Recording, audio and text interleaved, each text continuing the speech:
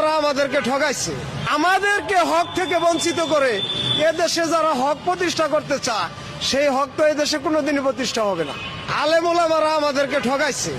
ওই আল্লামা মামুনুল হক বলেন, ওই মিজানুর রহমান আজহারি বলেন, এরা আমাদেরকে ঠকাইছে। কিভাবে জানেন?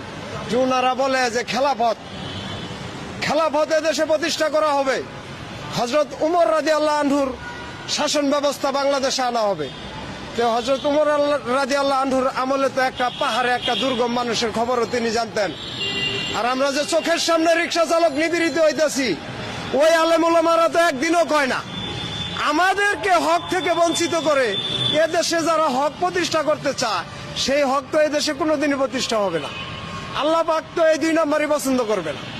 আলেমুলামাদের দায়িত্ব ছিল যে আমরা রিক্সা চালক, আমাদের 60-70 বছর বয়স, আমাদের মানবাধিকার কি, আমাদের উপরে কি হক আছে, এই দেশে ইসলামের কি হক আছে আমাদের কাছে, আমরা এই রাষ্ট্রের কি হক পাই, এটা আমাদের চাইতে ওই আলেমুলামারা ভালো জানে। কিন্তু ওনারা আমাদেরকে সিস্টেমে ঠকাইতে আছে। সিস্টেমে ঠকায় আমাদের তো কোনো জায়গায় তারা স্থানই দিচ্ছে না। ভালোভাবে ডাকতেছে, রিক্সাওয়ালার পোশাক দেন শরীরে, তারা কি কোনো সমাজে যায় দাঁড়াইতে পারে? আলেমুলামারা কি এটা দেখে না? হযরত উমর রাদিয়াল্লাহু আনহুর সময় তো কেউ বঞ্চিত হয়েছে না। ওই খেলাফত যদি এই দেশে চলে তাহলে আমরা রিক্সাওয়ালারা বঞ্চিত